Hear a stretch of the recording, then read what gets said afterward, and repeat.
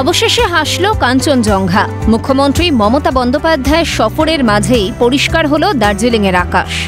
সকলের শুভকামনায় মহাকাল মন্দিরে পুজো দিলেন মুখ্যমন্ত্রী মমতা বন্দ্যোপাধ্যায়।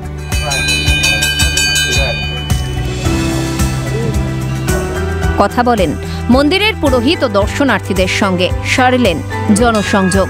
পুজো দিয়ে বেরিয়ে সংবাদ মাধ্যমের মুখোমুখি হয়ে মুখ্যমন্ত্রী বলেন, দীঘায় জগন্নাথ ধাম, রাজারহাটে দুর্গাঙ্গনের পর শিলিগুড়িতে একটা জমি দেখতে বলা হয়েছে। সেখানে কনভেনশন সেন্টার হবে, তার পাশেই তৈরি হবে বড় মহাকাল মন্দির। এখানে সবচেয়ে বড় শিব রাখা হবে। তৈরি হতে হয়তো একটু সময় লাগবে। ট্রাস্টি বোর্ড গঠন করতে হবে। বিনামূল্যেই জমি দেবে সরকার। আমার একটা উদ্দেশ্য আছে।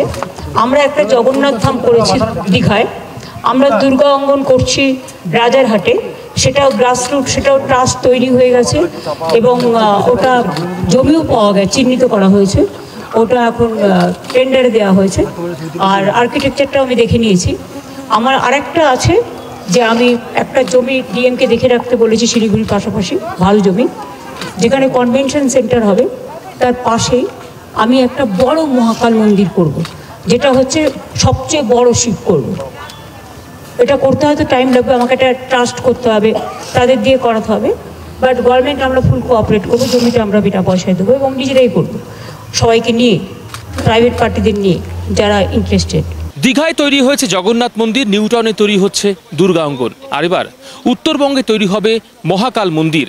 ঘোষণা করলেন দার্জিলিংয়ে এসে মুখ্যমন্ত্রী মমতা বন্দ্যোপাধ্যায়। জায়গা নির্দিষ্ট হয়ে গেলেই, ট্রাস্টি বোর্ড তৈরি হয়ে গেলেই কিন্তু এই মহাকাল মন্দিরের নির্মাণের কাজ শুরু হবে। মুখ্যমন্ত্রী মমতা বন্দ্যোপাধ্যায় ঘোষণা করলেন, সবথেকে উঁচু শিবলিঙ্গ থাকবে এই মহাকাল মন্দিরে। বিপর্যয় বিধ্বস্ত উত্তরবঙ্গ। দ্বিতীয় দফায় গত রবিবার পাহাড় সফরে গিয়েছেন মানবিক মুখ্যমন্ত্রী। ছন্দে ফেরাতে প্রশাসনিক বৈঠকও করেছেন রাজ্যের প্রশাসনিক প্রধান।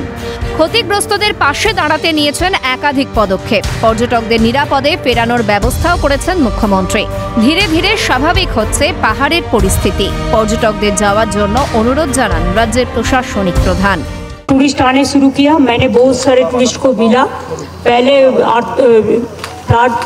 फ्लड होने का बाद थोड़ा स्टॉप हो गया था। हम भी बहुत टूरिस्ट को निकाल के, हमारा जो एडमिनिस्ट्रेशन है, डीएम एसपी मिलके पूरा लाइन डिपार्टमेंट के लेके प्राय 1500 टूरिस्ट को हम नीचा में ले गया।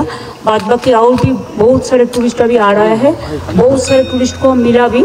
और अभी तो दोनों रास्ता खुला है, एक 3 घाड़िया और एक पंखाबाड़ी, और रोहिणी हो जाएगा 15-20 दिन में। हम टूरिस्ट लोगों को आने के लिए रिक्वेस्ट करेंगे। 4 দিনের সফর শেষে বৃহস্পতিবার ফিরলেন কলকাতায়। বুঝিয়ে দিলেন সমস্ত বিপদে আপদে রাজ্যবাসীর পাশে ছিলেন, আছেন ও থাকবেন রাজ্যের মানবিক মুখ্যমন্ত্রী।